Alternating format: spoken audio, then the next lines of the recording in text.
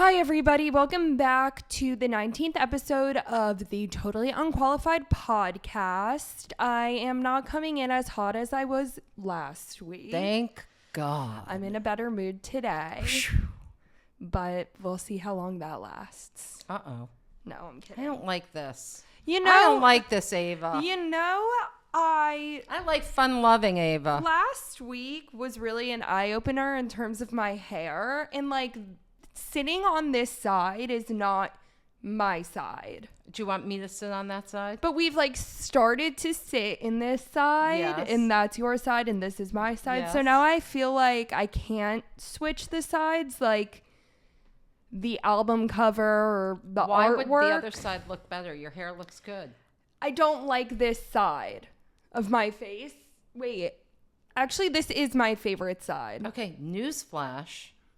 We're a podcast, so we're a podcast that you forced me to release on YouTube. Do you know every week now we discuss this? It's so you're very annoying. unhappy Yeah, about because it? I am unhappy about, I'm not doing glam for the podcast, and I feel like maybe I should be or something. I'm moving on. My hair always looks fakakta. Gee, if you don't know what that means, you can look it up in a Yiddish dictionary. My hair is fakakt. What does that mean? Crazy, right? Fucked up. I don't think my mother Bubby would not have said fakakta saying the word. She's never used that F word. She wouldn't. Oh my God, she totally has. No, she did Yes, not. I have She heard. used other words. I but know. not the I F. have definitely heard Bubby drop the F bomb. Really? She would have whispered it like, fuck. No. I think Yes. I've heard her drop it. I don't think so. No, I think I have. All right. Shall we continue? Yeah, we can continue. So my hair, no one tell me about I it. think it looks good. No, well, I tried this week to make it look better because it was so bad last week. Good every week. It's a lie. See, that's why you're... I'm just going to go right into Okay. housekeeping. Okay, if you're not watching and you're listening, I'll tell you that I have a laptop in front of me because I had so much housekeeping, I needed to put it somewhere. The list is so long, I'm actually scared. No, that's not all of it. That's some of it are my notes for myself. Oh. Okay. This idea about the three friends, it just keeps on Oh my God, giving. it needs to go. It just keeps I'm on done with giving. it. I can't even tell you. The three friends are first on my list. It is the episode that just keeps on giving. I can't tell you how many people keep talking to me about these three women, the friends on White Lotus, and what it all means. Okay, so this week I was talking to Evie about this, and she, one of my friends, we were out to dinner, and she and I were discussing how there are some people that just never want to be in a bigger friend group than one-on-one, right? Because there are some people that just, it doesn't work for them. And we were comparing that to other people who feel like they like to be in groups of three or more because they like sharing their friends. And I am one of those people. I love it when my friends become friends with, I introduce people. And so we were discussing the dichotomy of the White Lotus women versus people who embrace and want to be friends with lots of people at the same time and like it. Well, I don't think that the White Lotus women are in complete contradiction they're actually to not. that at all. They're actually not, but it was the jumping off point. And then I just was on a walk with another friend who told me she feels that the entire White Lotus episode was Shakespearean, right? There was some Romeo and Juliet in there. There's some Othello in there. And there's some Hamlet in there. So I got to look and see, are they like the three muses? Like, who are the three friends in Are there threes Shakespeare? in those? Sometimes. Like Not Romeo and Romeo and Juliet, she was saying like Rick and Chelsea are the Romeo and Juliet moment. Yeah. Right? So that's interesting. And she was saying like Hamlet was the brothers, one of the brothers, right? And there's some sort of like family dynamics, and there are all sorts of things going on. Is this unrelated to the threes? Well, yeah. So I don't know who the threes are, but she was saying. So now I got to look up and see. I understand who the threes are. historical. Yeah, threes. she started to tell me, and then we had to go because I had to come home to do the pod. Mm-hmm. So, okay, that's the first thing. Second thing is, Evie and I also were talking about growing up, and her comment to me was, you never feel grown up. right? We talked about when do you feel grown up last week? And she said, even still now, you don't feel grown up. And I will tell you something. I'm not sure I've ever truly felt grown up, but not to be a downer, but I am going to say at Bubby's funeral, when I had to walk in first, I've never been the person to walk in a room first. My mother is always first, or my father is first, right? I've never had to be the lead person. And it was a very difficult moment for me. And I sat down and cried in my seat because I was like, wow, I guess I'm the grown up now. And I felt like that marked it in some crazy way. And I am going to say to everybody, like, we don't really talk about this because we don't want to be down all the time. But, you know, in our house, we're dealing with some loss. And it is definitely an up and down roller coaster ride. And the weather's getting nice when Bubby loved the nice weather, and I am definitely missing my mom. Yeah. So anybody who has lost, like I was thinking about Drew, your friend Drew, it's tough. It's tough that first year, and it's tough in general, just going up and down. But to Eve's point, you never feel like a grown-up. You always feel like somebody else. You're not really sure what you're doing. It's like parenthood. I didn't really know what I was doing. I thought my mother knew what she was doing, but then when I became a mother, I realized, like, I have no freaking clue. Yeah. I just think there are some people that seem better equipped than others. That they have more awareness or tools to use. Maybe, but I think everybody has this anxiety, not wanting to grow up. Her point was, maybe sometimes the feeling of not wanting to grow up is actually anxiety about, like, I don't know how to do it, right? So maybe... I think it is. I think that's what that is. I think not wanting to grow up I thought it was just like, I want to be young and hip and No, cool and no. What? That's not all we talked about. No, I know, but that was my takeaway. Oh, that was so not my takeaway. Maybe I wasn't paying attention enough. I felt like the whole reason why you don't want to grow up is because of the anxiety about growing up. Like, those things go together.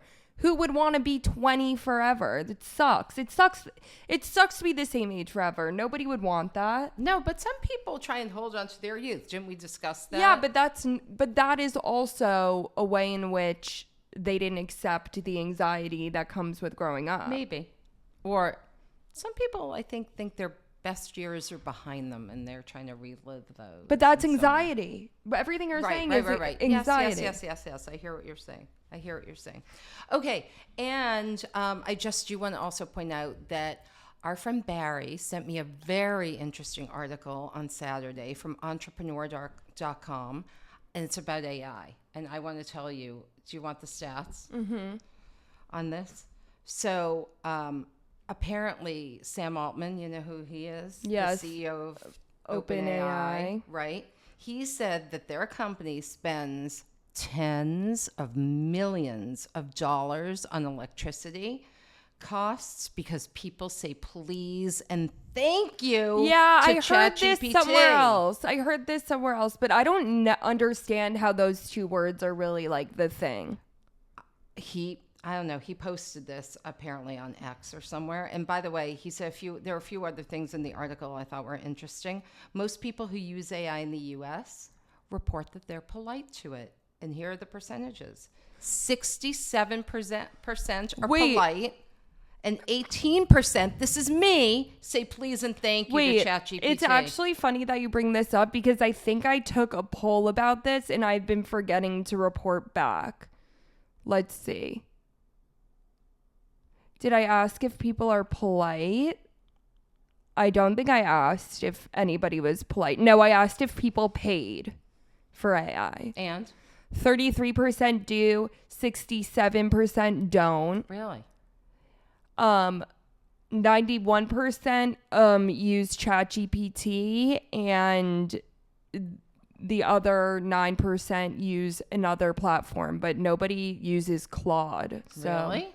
Except us? No, we know people this weekend. They said I know. Well, this is who voted in the poll. Okay. And then, do you use AI knowing about the environmental impacts? Do you continue to use it? And 82% of people said yes, and 18% of people said no. Good for you, you 18%. Because guess what? This is my third piece of data from the article. Mm-hmm. Sending a query through ChatGPT requires 10 times more energy than running a standard Google search. That's what this article 10 said. times more energy. Barry, thanks for the article. Wait, but I don't know if that's right because Google searches now have Gemini on it. Yes, that's true. That's true. I don't know. All I know is I should not be saying please and thank you, and yet I do. And now I've begun to ask it crazy things. It's really bad. I can't admit it. You know that it remembers everything also. I know, and I can't admit it, but You're admitting it. There are things I want to know. This is becoming an AI podcast, It's true. true. You're like obsessed Don't you wanna with know how it. things are made? I do sometimes ask AI, like, how was this made? Or was this something? Tell me the history of this. Yeah. I did ask. I'm curious about, like, constellations. Aren't you interested? Where'd that come from? Do you know it's not the Greeks and Romans? It's the Babylonians. I'm very interested. Oh, I thought in you were this. more going to take a turn of like constellations. How are they physically always in the same spot? No, well, How do the stars always align in I the did- same way? I didn't read that, but what I read was it just looks, from our vantage point, they line up, but they are not really aligned to make like the Big Dipper or the Scorpion or whatever it is they make. It's just because we're so far away, they look close. Yeah. But in reality, all these stars are No, like all over the obviously, place. but why No, I is didn't it know always that the was so same obvious. pattern? Wait, that was not so obvious. Yeah, to me. it is obvious. All right, I'm not sure, but don't you know, it rotates the sky, right? I know. So it's not always in the same place, but you mean those stars are always seen in the same Yeah, way. yeah. But they're tipped sometimes, right? Like the Dipper could be tipped for you. Okay. Okay. Don't know. Got to do the housekeeping on that next week. Okay, that's the end of my housekeeping. I had a lot this week. Okay, that all sounds good. Let's transition into love and hate. Do you want to go first for your love and hate? So I have a feeling that we might have the same love or the same hate. I'm not sure how yours is framed this week. Why don't you go first? I think we might have one of the same ones. I don't think we have either of the same ones. You don't? No.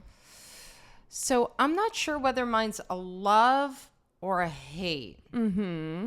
I'm just going to, I think, tell one this week, which is, let's talk about that Bill Belichick interview, shall we? Oh my God. I can't tell if I loved it because it was so insane or I hated it because that girlfriend's out of her fucking mind. Wait, I love the girlfriend. No. I've been seeing content about the girlfriend, and I honestly think that it's really interesting how she's controlling him. She is totally controlling him. She's my age. I know, and she's totally controlling him. That's kind of cool. Like, That's not cool. why? He's like one of the most successful I know, people but ever. I think And it's like totally disingenuous. he's I think willing she to be is- in this relationship. I know, but I think he's she- not senile. Okay, let's take a step back and tell everybody who hasn't seen it what it is. Okay, so Bill Belichick, the ex-head coach of the Patriots, did a CBS Sunday Morning interview promoting his new book about winning, in which they did not address any of the Deflategate allegations, which is really interesting. Anyway. Wait. No, not anyway. He didn't mention Bob Kraft, the owner of the Patriots. I wasn't done. Okay, sorry. Keep going. Didn't mention Bob Kraft, even though they had several winning seasons together and they were like family, but had a bad falling out at the end. And he does not even acknowledge him in the book. Yeah. Kooky. But most kooky. Go ahead.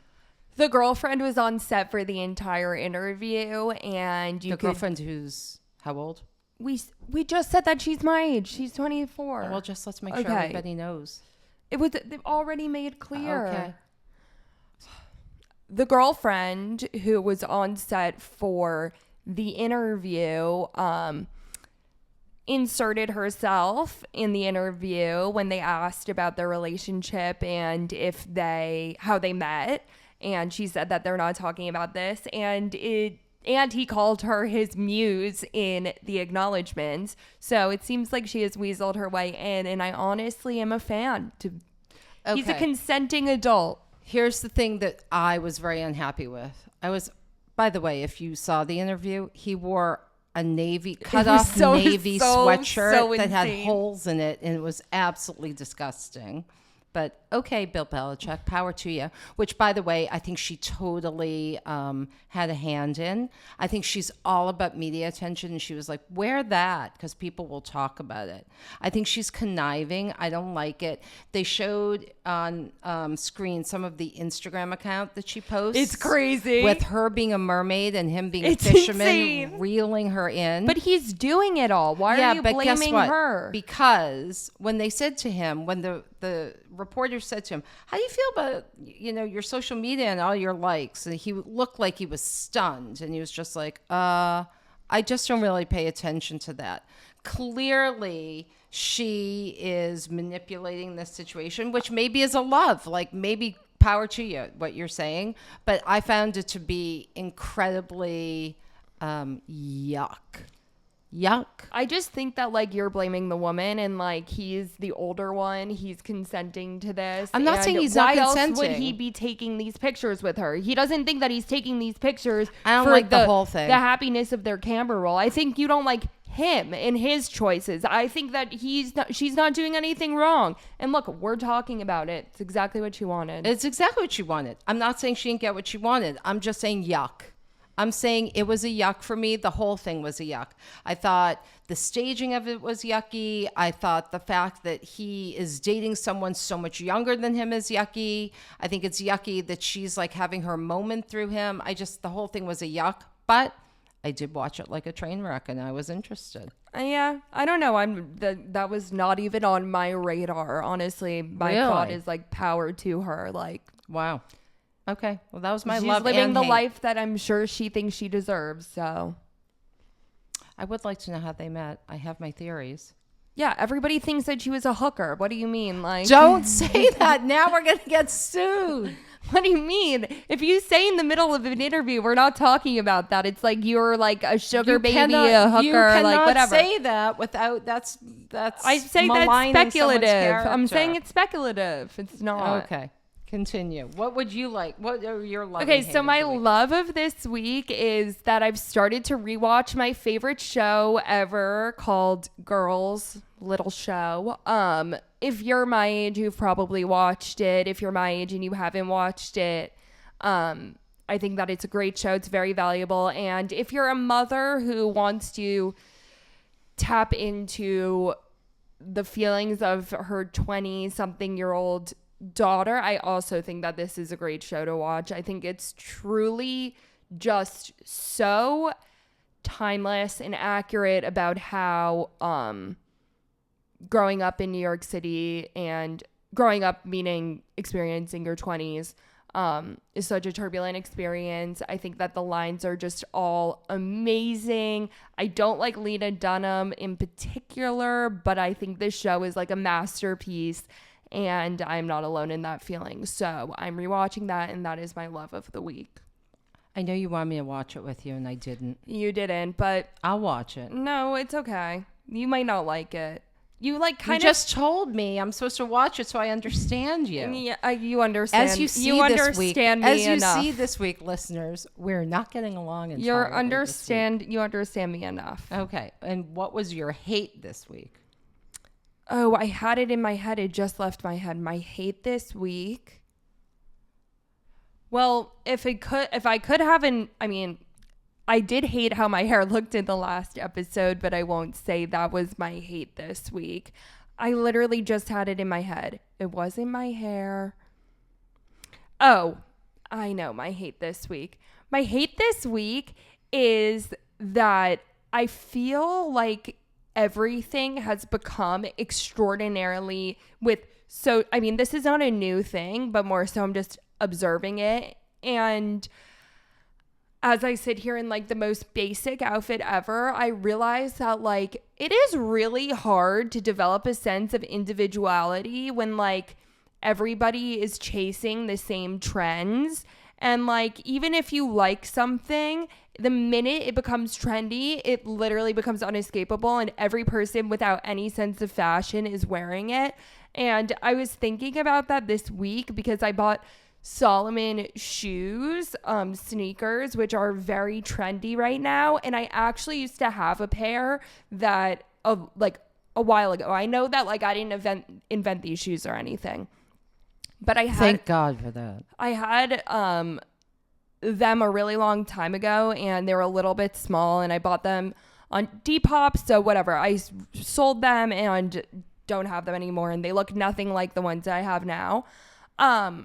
And now I bought the new pair because my other running shoes broke. Whatever, you guys don't care. But either way, like now everybody's wearing these shoes. And part of the reason why I bought them was because the old pair that I had was really comfortable. Then I got Hoka's because they were trendy and they weren't comfortable. So I went back to the Solomons.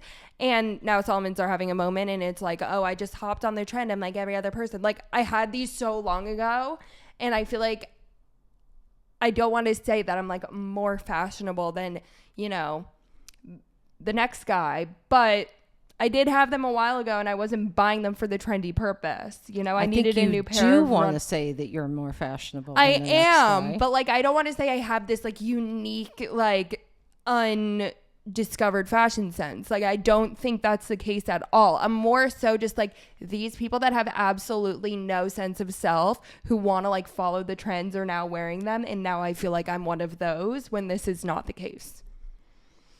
Well, Ava, first of all, I'm shocked that you thought Hoka's were uncomfortable, because I think they're very comfortable. We have different arches. We do, but I bought Solomon's also, and I am wearing them right now and love them. They're the most comfortable. I liked Hoka's too, though. Nurses all wear Hoka's. There's a reason why. I don't think that's true. Yes. When I was at the hospital, all the nurses and doctors were wearing Hoka's. I think some might say a lot of nurses wear Solomons, but I don't quote me. Not the ones I saw. And I am going to say, isn't this why people go thrifting and make their own clothes? Because they feel like they are trying to express their own personality, and they can't because most stuff is mass right, but I just want a comfortable pair of shoes, and I knew that these were comfortable. I'm talking about in general, because you were talking about style. Yeah, but people then go to thrifting to look for the things that are popular. No, I think people... Yes. I'm going to give you a news flash. I know this is a crazy concept for you, but don't you think people maybe go thrifting and pick things and even buy things new just because they like them, and no one really gives a shit that a million other people are wearing them? No.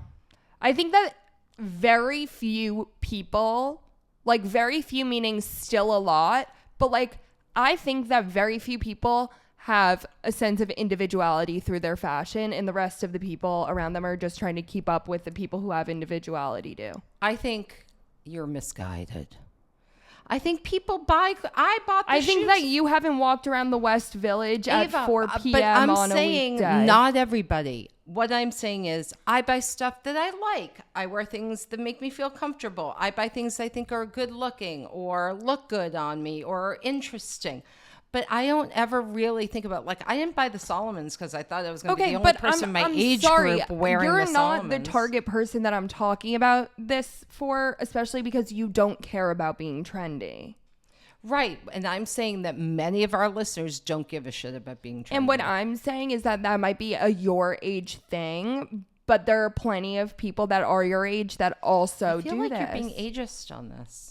That's like an ageist comment. And not all people my age. There are people who are fashionable who are my age. Yeah, exactly. And they're feeding into the same trends. And they are making it feel less individual. My point is maybe they're going vintage shopping and they're finding things that are unique and interesting. I don't know how that is. This is then combating my initial point. Then those people have their own senses of style. Right. And they can find their sense of style. Okay, and they check out of the Solomon Hoka area, and they're going I never said these people don't exist. I literally said there are very few people that I feel like have their own real sense of style. Did I not just say that?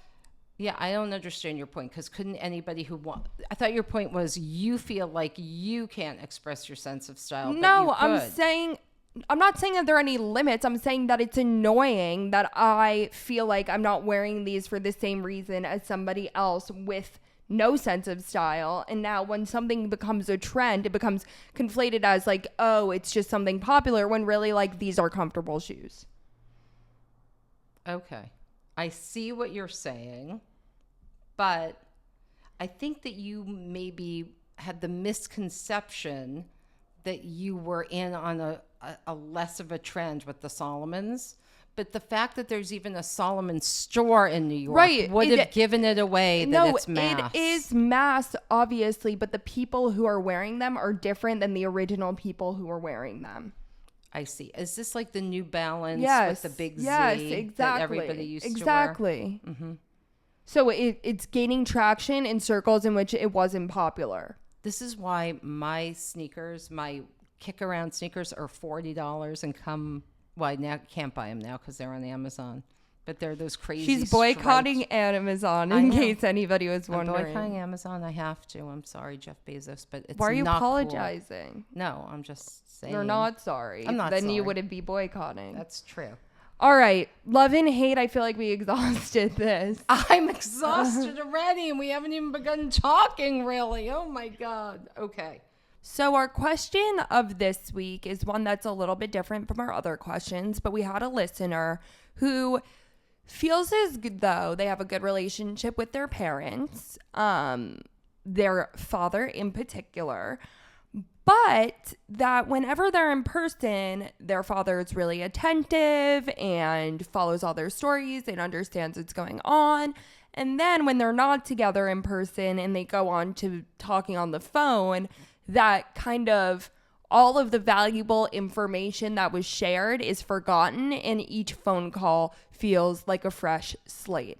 And I do have to say that I find some commonality with this because with my own father, I feel as though sometimes his memory / the information that he recalls is either inaccurate or just completely forgotten.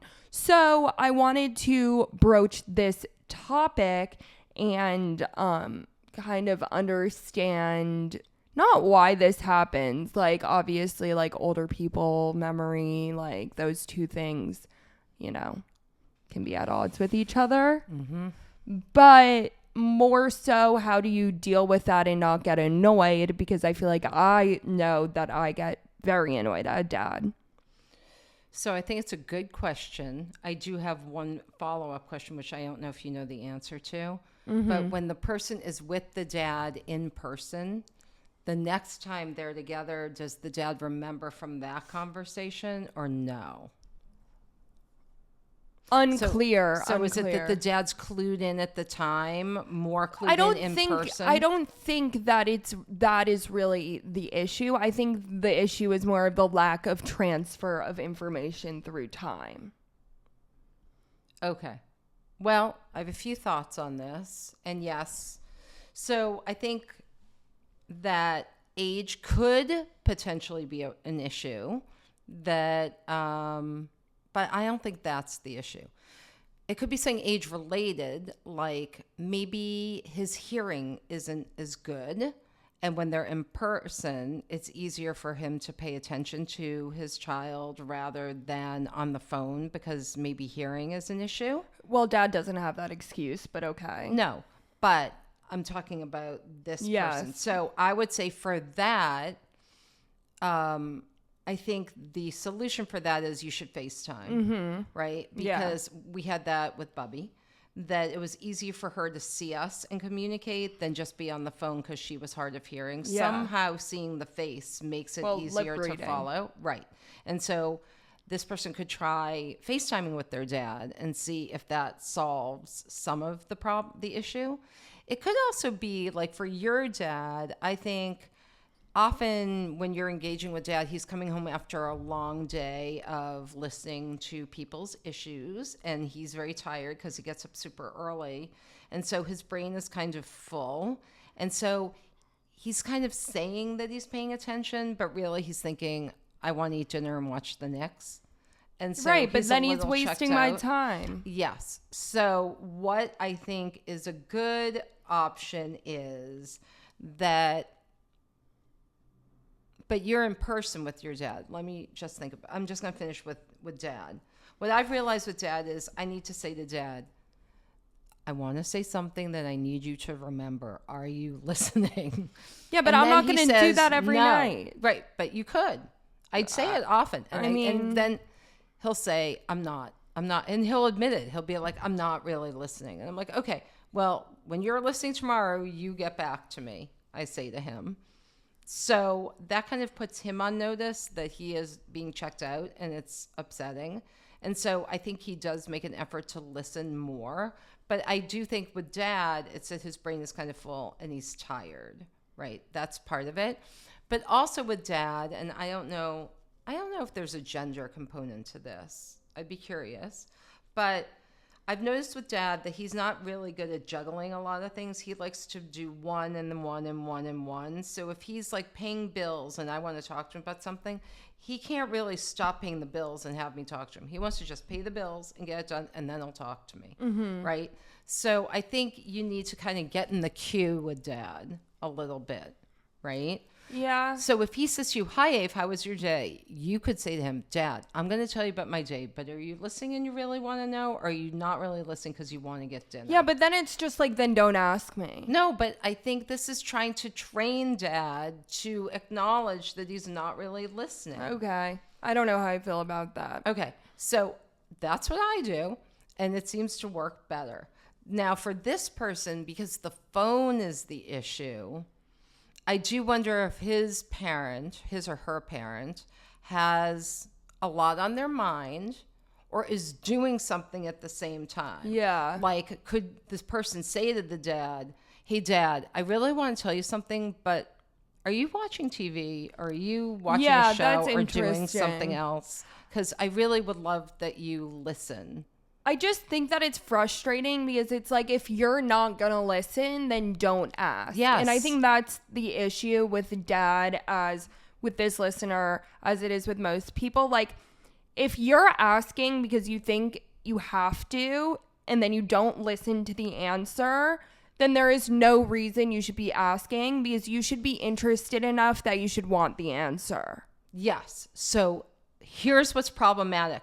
Absolutely 100%. I find it a little dehumanizing when Dad does it. It's super passive aggressive. It is. It's rude. It's a little dehumanizing, and it's very hurtful, right? And so Dad and I've had conversations about that, because it's super hurtful to me. You asked me and then you didn't listen, and then like the next day you asked me again, or even like in the next hour you asked me again. I hate when I'm re-asked things, especially as somebody who can multitask. Like, I can do a million things at once, and I have trained myself to be able to do that. You not being able to do that is fine, but then lean into it and say that you don't remember things. Right. So I think the problem is that most people listening to this pod are probably not the people we want to reach with this message, which is please pay attention when someone's asking you or talking annoying. to you. So we, as the people who do or are on the wrong end of this, have to somehow learn to live with it, right? So what I was saying to you was, this listener and us need to come up with strategies like the FaceTiming, like, hey, Dad, can you turn off your computer because I want to talk to you about something important to me, or like signal somehow that this is important, right? And that's what I try and do with Dad. It's annoying that it's happening, but there are always going to be people in your life who do this, so you're going to have to learn to accommodate and make up for it. You can't just be somebody who's like, you don't listen, I'm not engaging with you, I'm done with you, right? Like, that doesn't work. Like, I'm married to Dad. Like, there are other good qualities. Yeah, but maybe That's he just could not change a good his one. behavior. Well, through he's you trying doing that. He's trying. So part of the way he tries is when I say to him, hey, I really need you to clue in. I really need you to listen. And he will sometimes say to me, I can't, I'm too tired. And I'll be like, that's fine. That's okay if you don't listen. Let's talk about it tomorrow. Mm-hmm. Right? I don't think I could be with somebody like that. I'd get so annoyed. I think you'd be surprised. There are lots of, this is very low to me. It's a low, it is upsetting, and it feels the amount that it demoralizing. But annoys- Dad is so supportive of me in 1,000 ways. I know it's not a commentary on him, what he thinks about me. I don't know. I find it so annoying. Like, low-key, I find it irredeemable in a partner. Like, I really don't think I could deal with that. That's interesting. Well, what if the partner was always saying to people, like, how great you are and you're awesome. I don't know how great and being- awesome you could think I am if you're not listening to me. Well, it's not like he's not listening all the time. Dad does listen to okay, you. Dad does not listen to me that frequently. Well, this is a bigger conversation because I think you're mad at Dad. And because you're mad at him, you don't want to engage with him. It's like the chicken and the egg. Yeah, I think it's annoying. Don't Right, ask but me he something has if you're come not to you. listening. He has come to you and he has said to me, what am I doing wrong? And I'm like, you need to really clue in.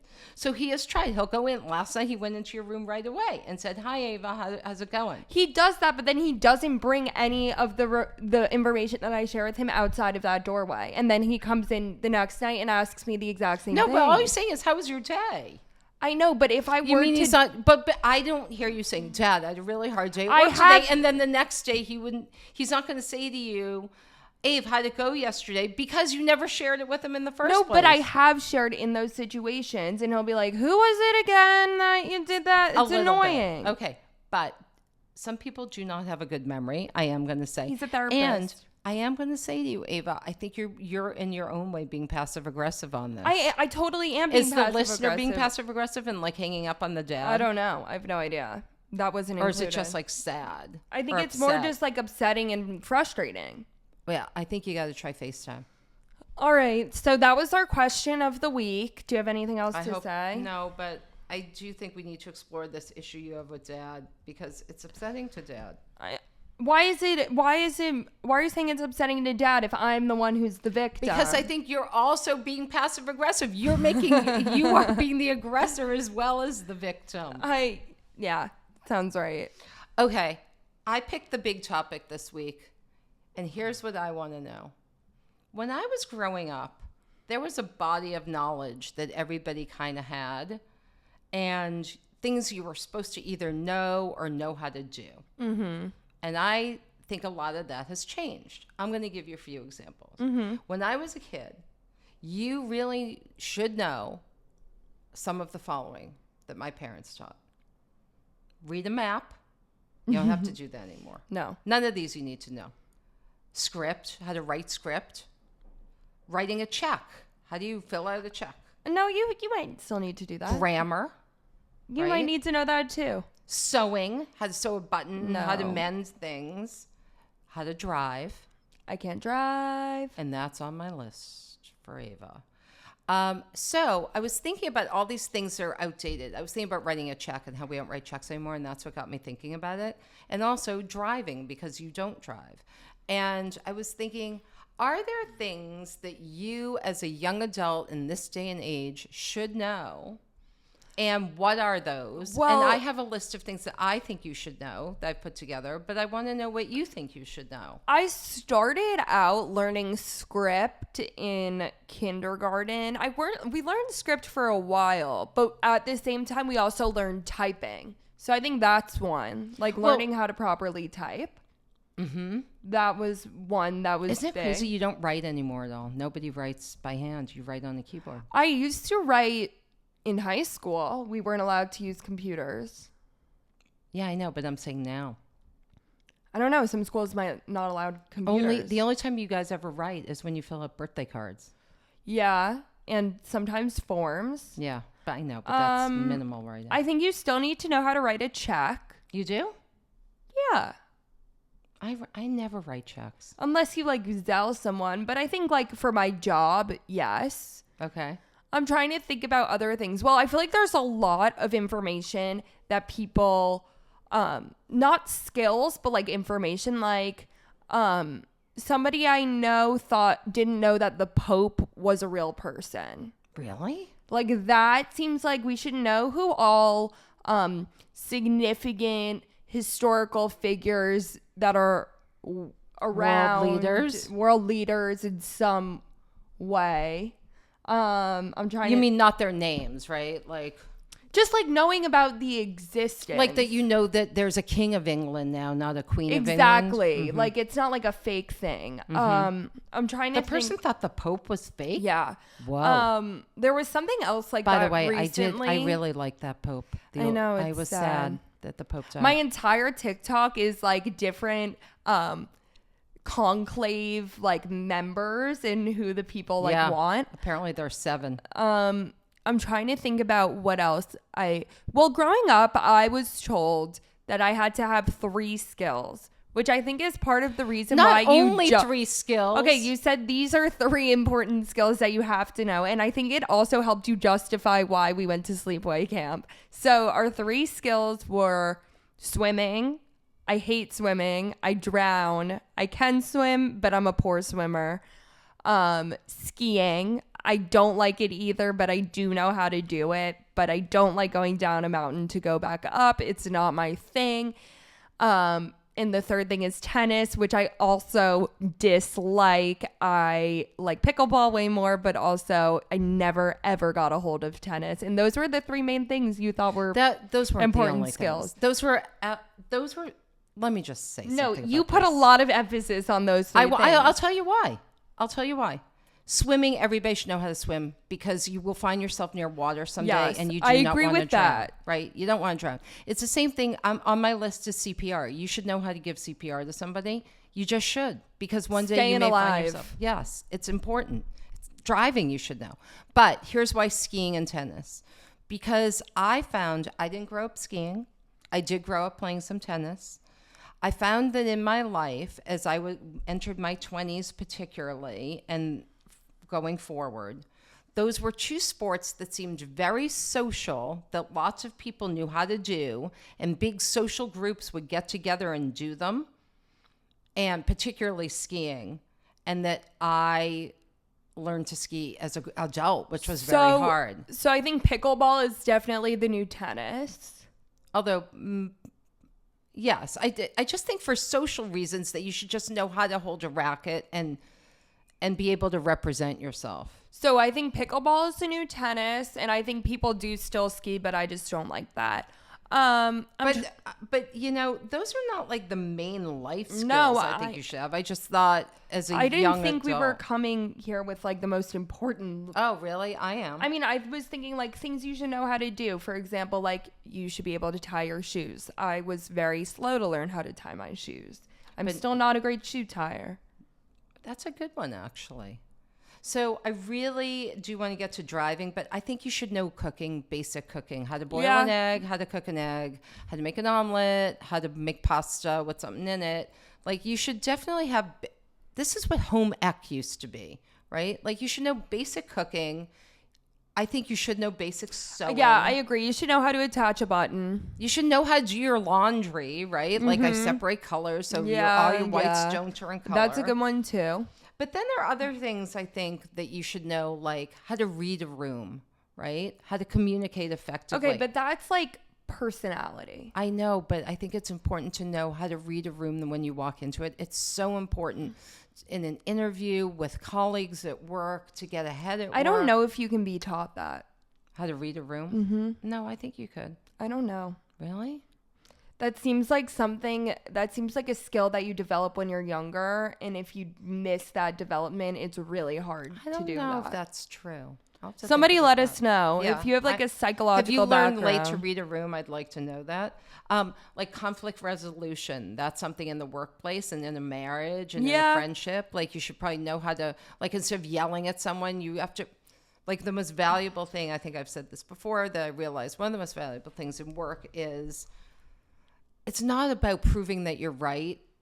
It's about making the work environment good for you, right? And for everyone else. Like I was hell-bent when I was younger on like making sure people knew that I was right or smart. And I embarrassed the president of a multi-million-dollar company because of that.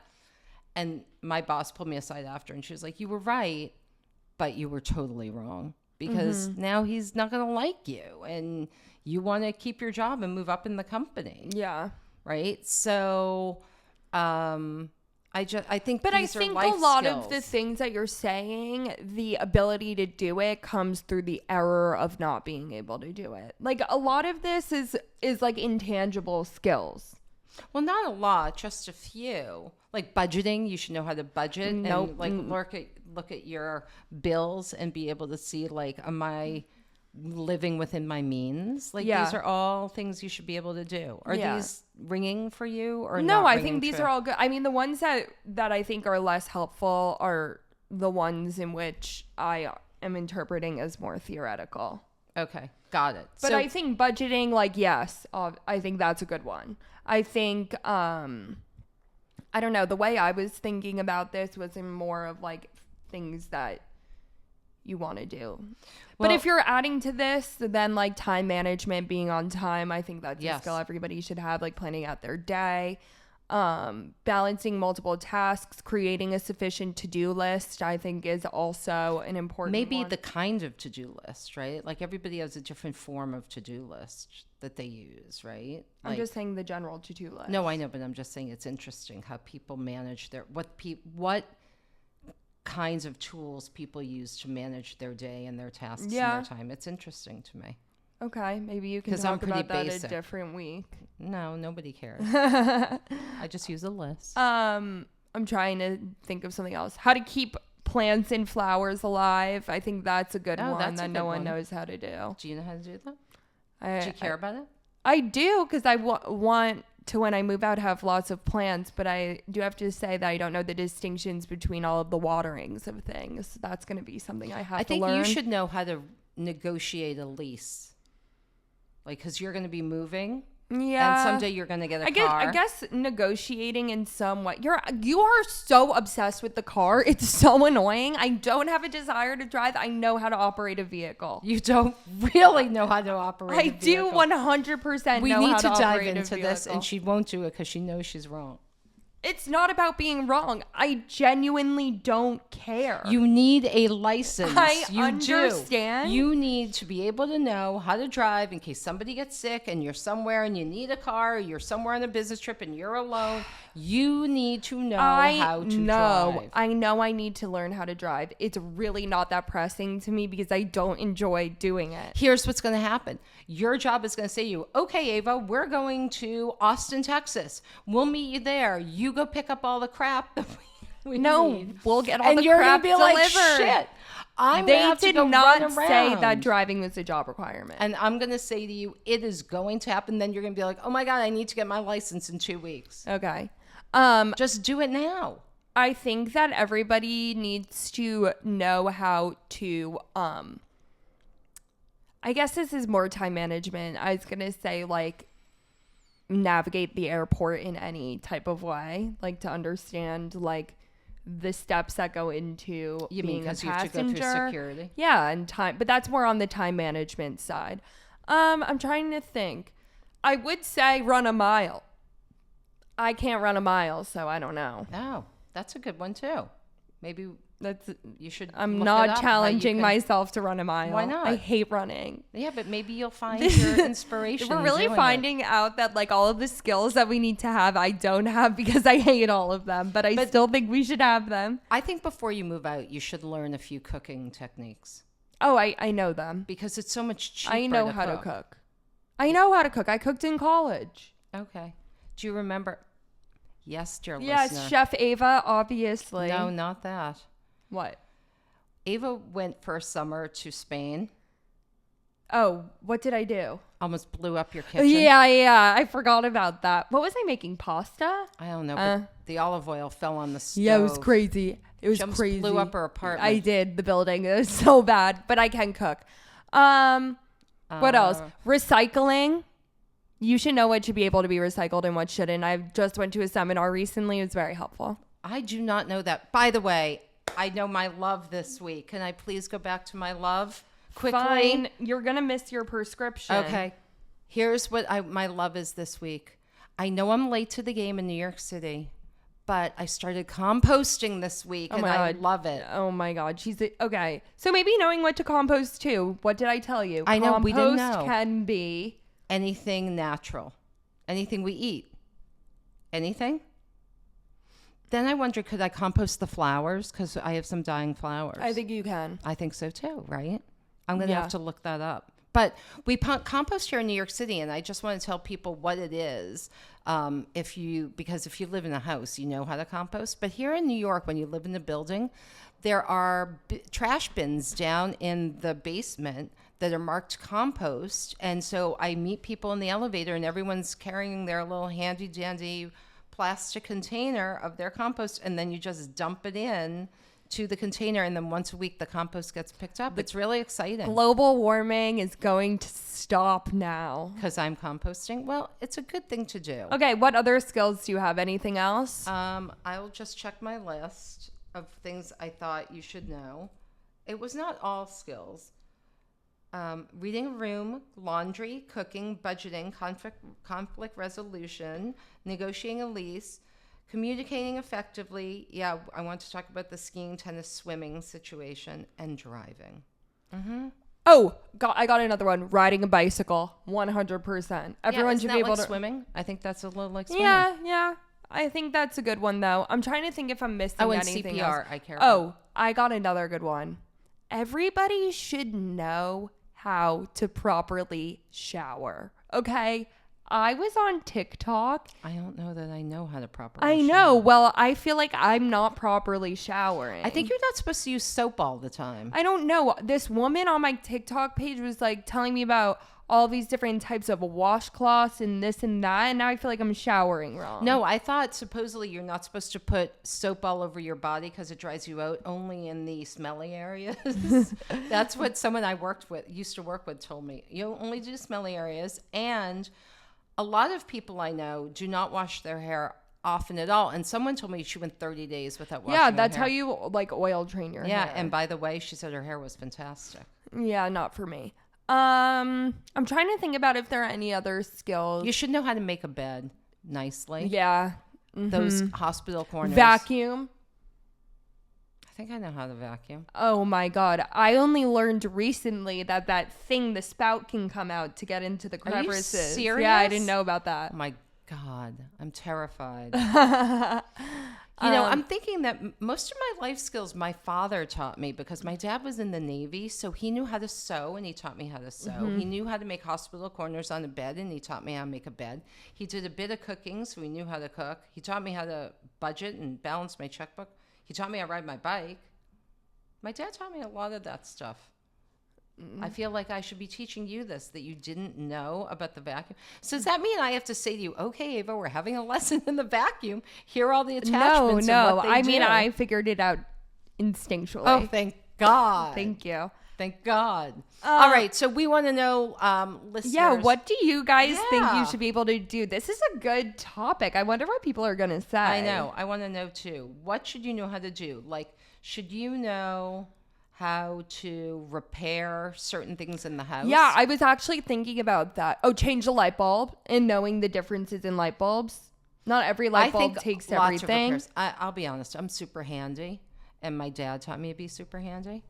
And I think everybody should know how to. You should be able to build basic IKEA furniture. Okay, that's a good one for you. Also, because so much furniture is built now, it doesn't come out. It's so crazy. I know. When I was young, furniture was like real. I know. Now it's not so real. Yeah, I think building furniture is actually a really useful skill, and I'm good at it. Okay. Even though I built Will's desk backwards. She did. Abe doesn't always look completely. You know those people that, and I'm a little bit this way too, you know those people that look at the IKEA directions and then throw them on the other side of the room and just say, I know how to do it? No, I look at the directions. I just sometimes interpret them wrong. Yes, because you have to follow the holes and things. Yeah, I think that IKEA is a multi-billion whatever dollar company, and the fact that they still have not figured out a better way to make their manuals is insane to me. Maybe this is part of their marketing. These are because people feel like they know what they're getting.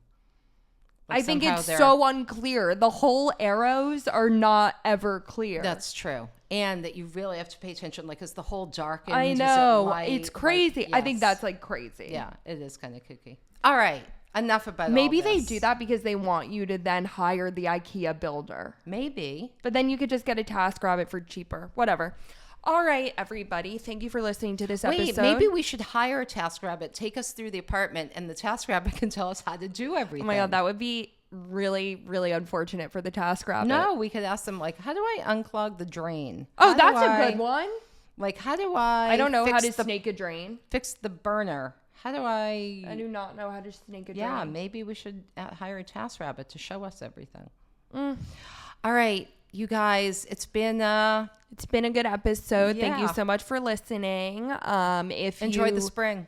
no, What? if you need advice, please reach out to us on all of our platforms at Totally Unqualified Podcast, TikTok, Instagram. We have a Google form.